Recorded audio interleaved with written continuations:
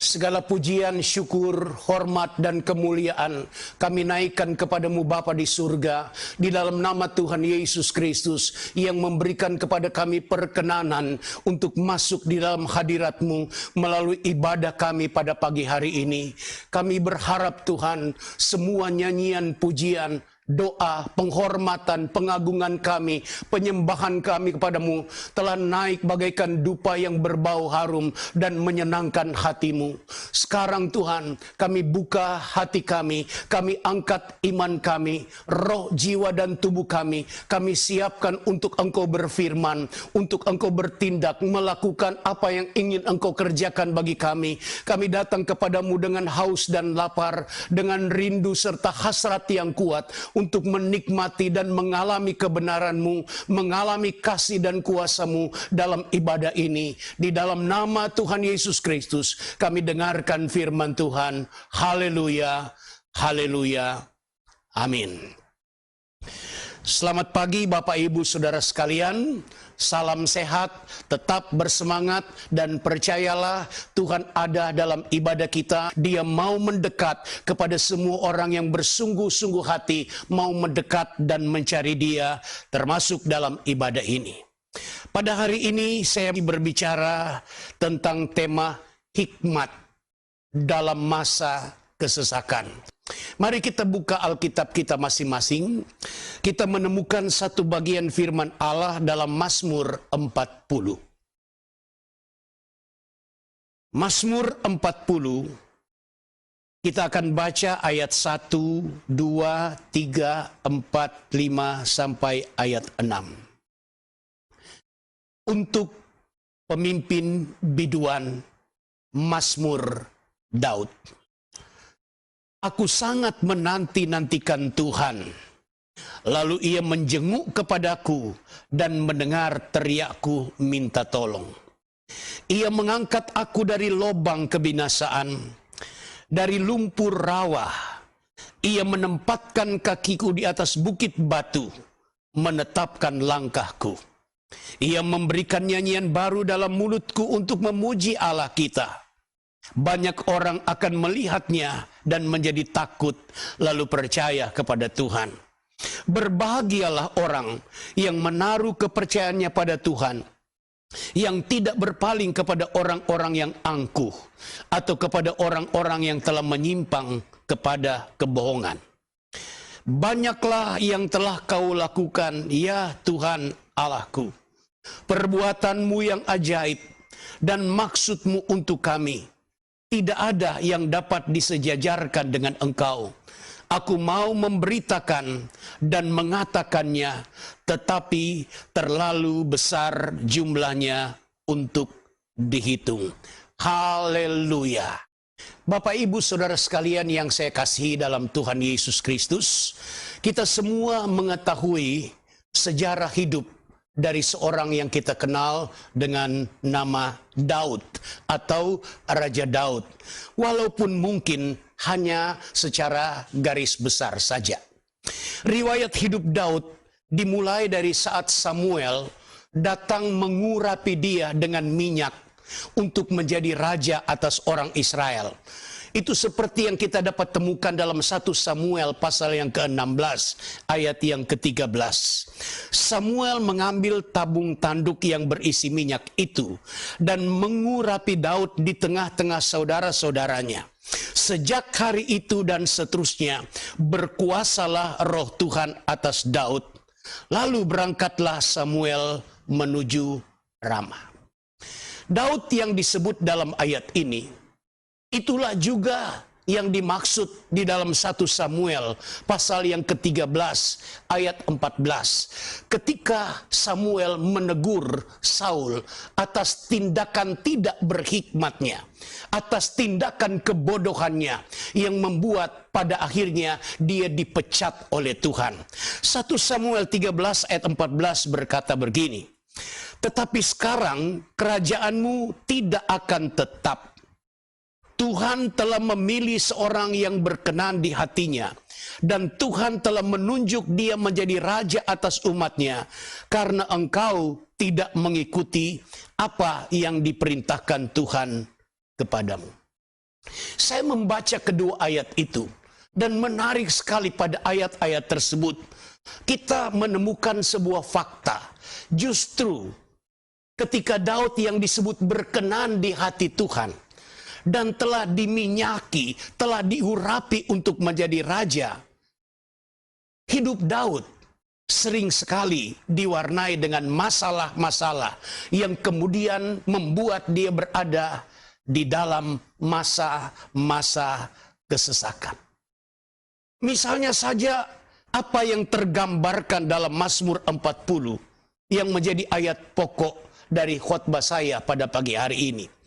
Pada ayat 2 kita menemukan frasa, teriakku minta tolong. Orang yang minta tolong artinya dia tidak dapat menolong dirinya sendiri. Ketika seseorang berteriak minta tolong, artinya dia mengalami sesuatu yang sangat luar biasa. Barangkali di dekat di kiri kanannya tidak ada orang, maka dia harus berteriak minta tolong kepada Tuhan. Ini adalah gambaran tentang Daud yang sekalipun telah diurapi, bahkan disebut berkenan di hati Tuhan, ada saat-saatnya berada dalam kesesakan yang mendesak dia untuk berteriak minta tolong. Pada ayat 3 kita menemukan frasa lobang kebinasaan. Tuhan mengangkat Daud dari lobang kebinasaan. Lobang kebinasaan adalah gambaran tentang situasi yang ketika tidak ada yang menolong, dia akan binasa dalam lobang itu. Pada ayat 3 juga kita menemukan kata lumpur rawa. Bukan lumpur di sawah, bukan lumpur di jalan yang dilalui oleh Daud, melainkan apa yang sering dikenal dengan lumpur hidup atau lumpur hisap. Ketika orang terjebak dalam lumpur rawa, lumpur hisap itu, jika tidak ada pertolongan secara khusus, secara perlahan tapi pasti, apalagi semakin orang itu bergerak, dia akan semakin terhisap dalam lumpur hisap itu. Itulah yang digambarkan oleh Daud dalam Mazmur 40 tentang hari-hari kehidupannya. Walaupun berkenan kepada Tuhan, telah diurapi oleh Tuhan, tidak pernah terlepas dari masalah-masalah yang memposisikan dia di dalam masa kesesakan. Bapak, Ibu, Saudara yang saya kasihi dalam Tuhan, akan tetapi seperti Raja Daud, demikian pula kita tidak seharusnya mempertanyakan, mempersoalkan mengapa kita sudah hidup menurut kehendak Tuhan, mengapa kita telah setia, dan lain-lain sebagainya. Lalu kita masih mengalami masa-masa kesesakan. Saudara yang saya kasihi di dalam Tuhan, ada ayat di dalam Ulangan 29, ayat 29 berkata demikian. Hal-hal yang tersembunyi ialah bagi Tuhan Allah kita. Tetapi hal-hal yang dinyatakan ialah bagi kita dan bagi anak-anak kita sampai selama-lamanya, supaya kita melakukan segala perkataan hukum Taurat ini. Seringkali kita berusaha mempertanyakan apa yang tersembunyi. Seringkali kita mempersoalkan apa yang menjadi misteri dalam kehidupan kita. Pertanyaan-pertanyaan, mengapa ada masa kesesakan? Kenapa harus ada penderitaan? Mengapa saya alami pencobaan ini? Bapak, Ibu, Saudara sekalian, pertanyaan itu marilah kita hentikan mulai dari saat ini. Apa yang tersembunyi, apa yang misteri bagi kita, biarkanlah itu menjadi bagian Tuhan. Tetapi bagian kita adalah melihat apa yang dinyatakan kepada kita dan mengikuti apa yang ditunjukkan kepada kita oleh Tuhan, terutama melalui firman-Nya. Hari ini kita membaca satu bagian firman Tuhan, di mana Alkitab mengajarkan kita bagaimana kita bersikap dan berhikmat di masa kesesakan seperti yang Daud alami. Yang pertama, saudara-saudara, Daud berkata pada ayat 2, aku sangat menanti-nantikan Tuhan. Rupanya di dalam masa kesesakan, hal ini sangat penting sekali. Kita belajar menanti-nantikan Tuhan seperti Daud. Daud adalah figur yang bukan hanya terbuka untuk Tuhan, melainkan selalu berusaha menanti-nantikan Tuhan. Ia tidak gegabah untuk melakukan sesuatu menurut kehendaknya sendiri. Kecuali satu hal yang saya tidak akan bicarakan pada saat ini. Tapi kita semua tahu tentang hal itu justru membuat dia jatuh ke dalam dosa. Syukur bahwa Daud segera menyadari dan memohon pengampunan dan rahmat dari Tuhan.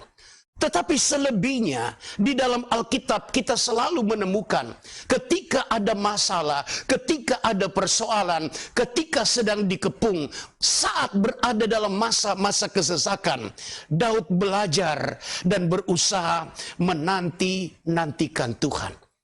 Agar Tuhan memberikan tuntunan, Tuhan memberikan arahan, Tuhan memberikan perintah tentang apa yang harus dia lakukan.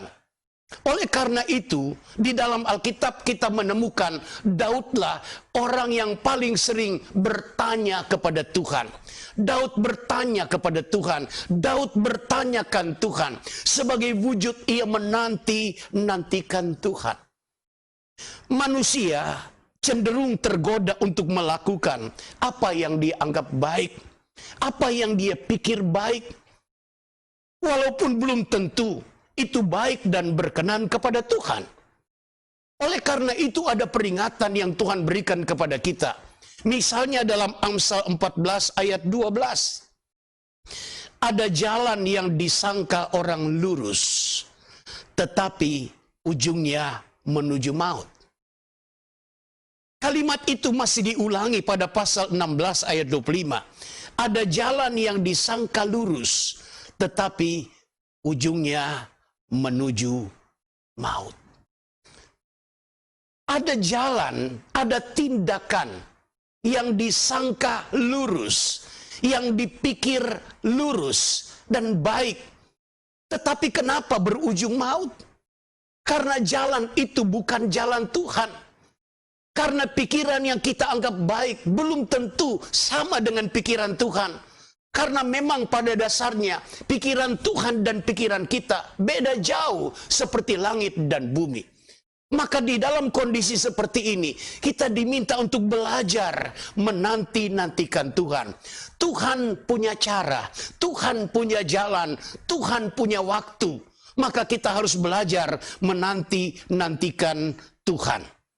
Ketika Daud berkata, aku sangat menanti-nantikan Tuhan, itu berarti dia tidak mau melakukan apa yang dia sendiri anggap baik. Dia pikir baik, dia pikir itu jalan yang lurus. Melainkan dia menantikan apa yang Tuhan kehendaki. Apa yang Tuhan inginkan. Seperti apa kita melangkah, strategi apa yang kita harus lakukan.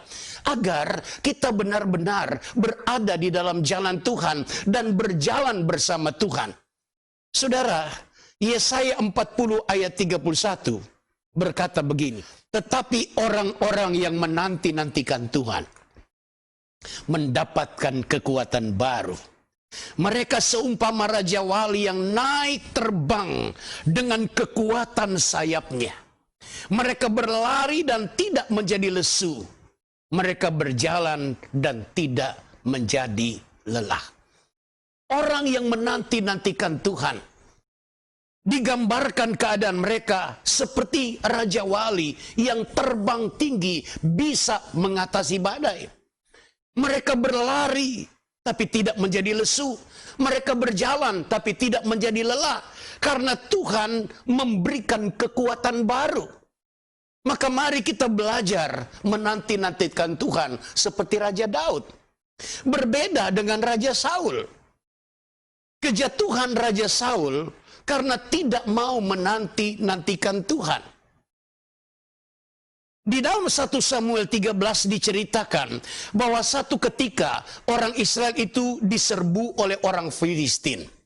Ada 3.000 kereta, ada 6.000 pasukan berkuda, dan pejalan kaki yang jumlahnya seperti pasir di pantai, tidak terhitung banyaknya. Yang kemudian membuat orang Israel bersama Raja Saul berada di dalam kesesakan. Sayang sekali, mereka bukannya menanti-nantikan Tuhan. Sebaliknya mereka lari, ada yang bersembunyi di gua, di keluk batu, di bukit batu, di liang batu, ada yang masuk di dalam perigi. Yang lain menyeberangi sungai Yordan menuju ke daerah lain untuk menghindar dari serbuan orang Filistin. Raja Saul sendiri tetap berada di Gilgal, dan orang-orang yang mengikuti Raja Saul itu menjadi takut dan gemetar. Mereka berada dalam kesesakan. Awalnya Saul menanti-nantikan Tuhan dengan menunggu-nunggu selama 7 hari. Nabi Samuel yang merupakan representasi kehadiran Tuhan di tengah-tengah mereka. Tetapi setelah menunggu 7 hari sesuai yang ditentukan, Samuel belum tiba. Kadang orang berpikir, ini bukan salah Saul, ini salah Samuel.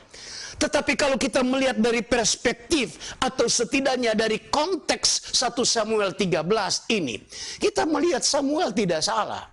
Yang salah justru adalah Saul, yang tidak sabar menanti-nantikan Tuhan. Maka kemudian dia memberanikan diri melakukan apa yang dia pikir benar. Dia anggap baik. Dia suruh menggelar korban yang bukan merupakan domain dia, walaupun dia seorang raja. Itu tugas dan tanggung jawab Samuel sebagai seorang imam sekaligus nabi, bertindak atas nama Tuhan untuk umat Tuhan. Saudara yang saya kasih dalam Tuhan, coba kita baca 1 Samuel 13 ayat 9. Dengan cepat saya baca sampai ayat 13.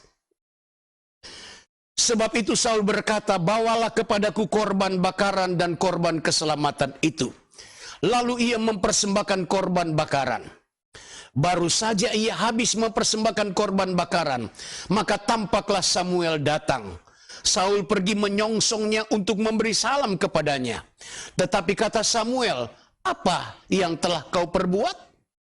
Jawab Saul, karena aku melihat rakyat itu berserak-serak meninggalkan aku, dan engkau tidak datang pada waktu yang telah ditentukan. Padahal orang Filistin telah berkumpul di Mikmas. Maka pikirku, dia pikir baik, dia pikir benar.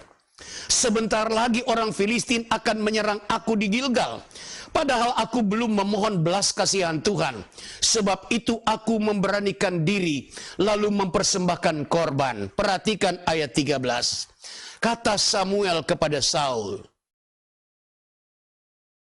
perbuatanmu itu bodoh.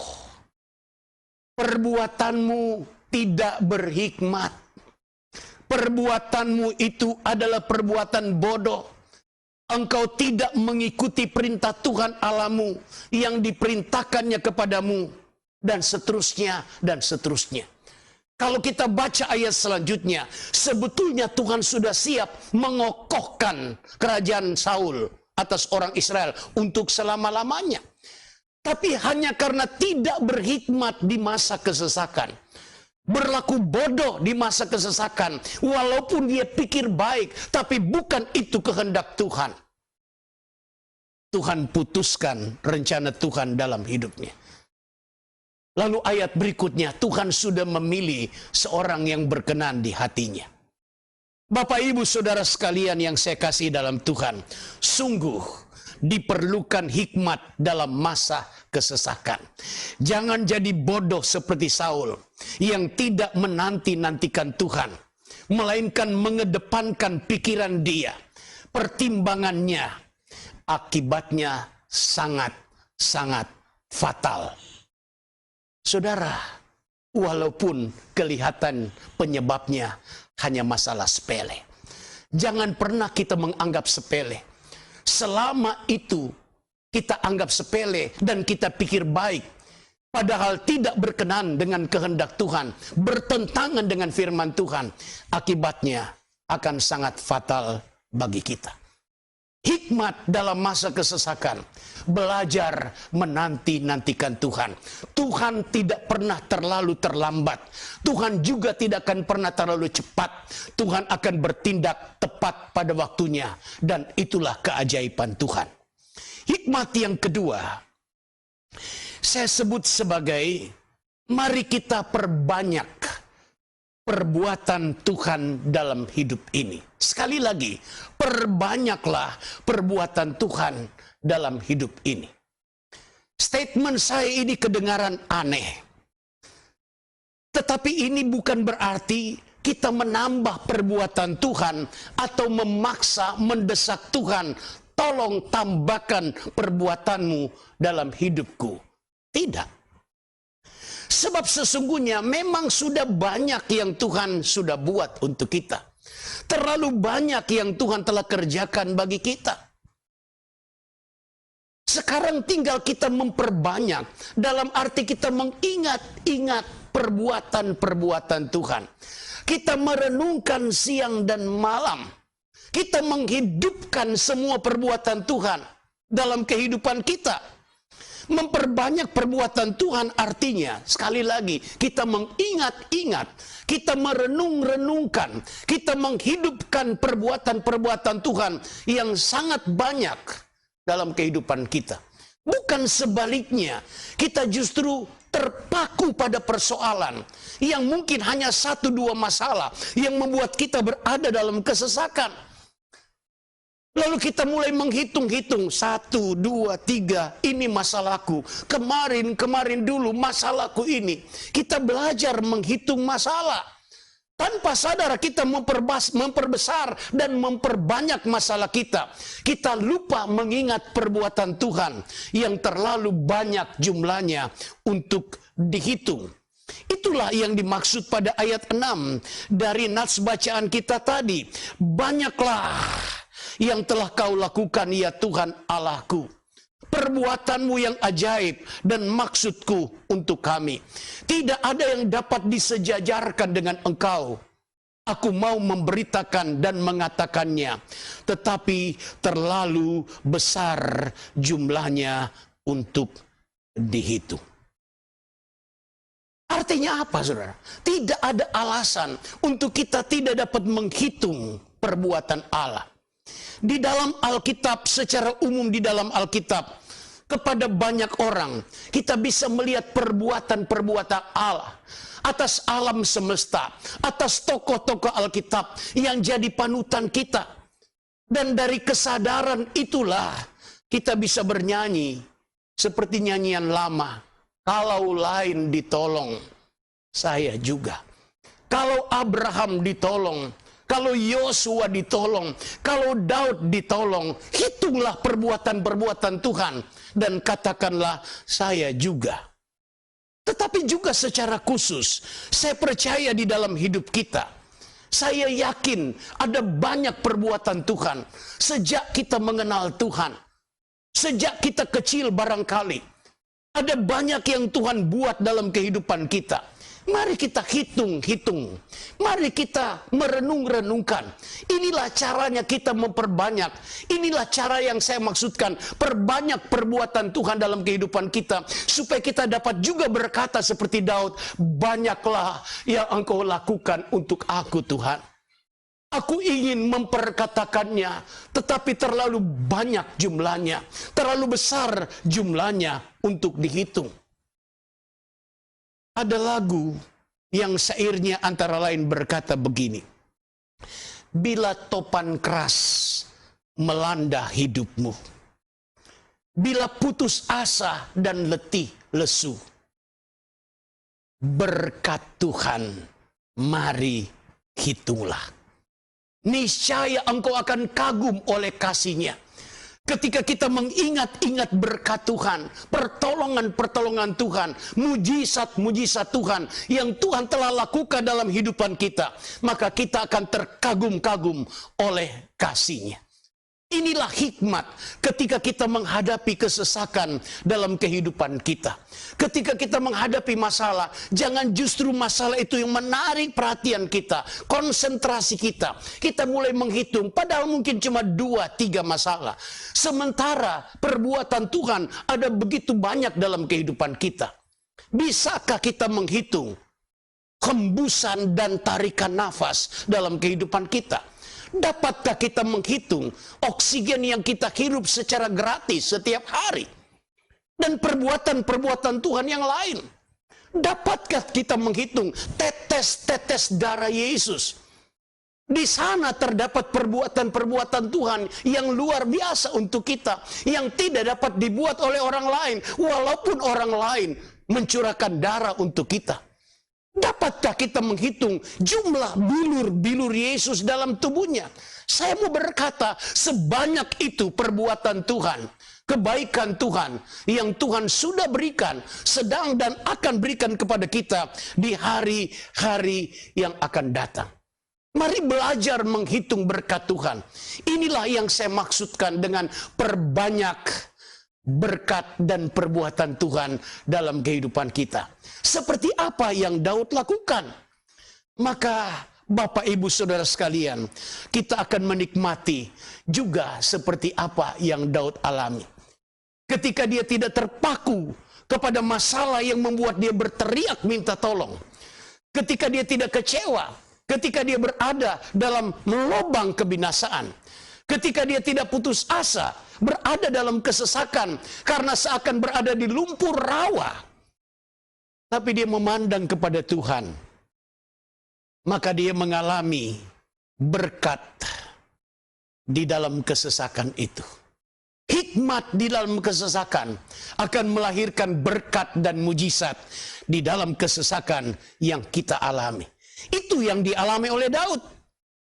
Di dalam ayat 2 ada kalimat, "Ia Tuhan menjenguk kepadaku dan mendengar teriakku minta tolong." Ayat 3, "Ia mengangkat aku dari lubang kebinasaan. Ia mengangkat aku dari lumpur rawa dan menempatkan kakiku di atas bukit batu dan menetapkan langkah-langkahku." Ada ayat pada ayat 4, ayat 5, "Ia memberikan nyanyian baru." Artinya apa? Kita dapat secara spontan melahirkan, memproduksi nyanyian baru, nyanyian syukur yang membuat orang menjadi takut dan percaya kepada Tuhan.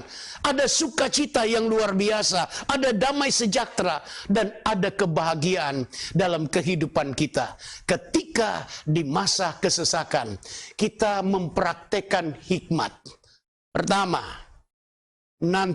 nantikanlah Tuhan. Tuhan pasti menjenguk kita. Tuhan pasti mendengarkan teriak kita minta tolong.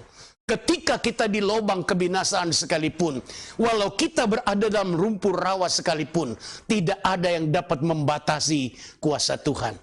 Kedua, belajarlah di masa-masa seperti yang kita sedang alami sekarang. Kita seperti berada dalam masa kesesakan. Kita perlu ada perhatian dan kewaspadaan. Tapi kita tidak perlu ditakuti dan dihantui oleh masalah ini. Hitunglah berkat Tuhan. Perbanyaklah perbuatan Tuhan. Niscaya kita akan kagum melihat kasih dan pertolongannya. Haleluya. Haleluya. Amin. Haleluya, haleluya, haleluya. Kami bersyukur kepadamu ya Tuhan. Kami boleh mendengarkan firman-Mu. Kami serahkan hidup kami ke dalam tangan Tuhan. Biar kuasa firman Tuhan, kuasa ibadah kami pada hari ini akan menolong kami dengan kuasa dan kekuatan dari Tuhan.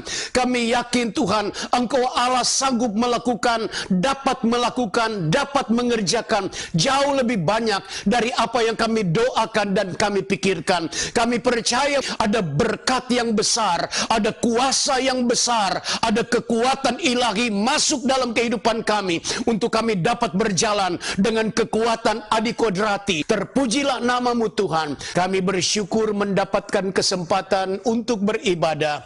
Kami bersyukur karena kami percaya ibadah kami tidak menjadi sia-sia.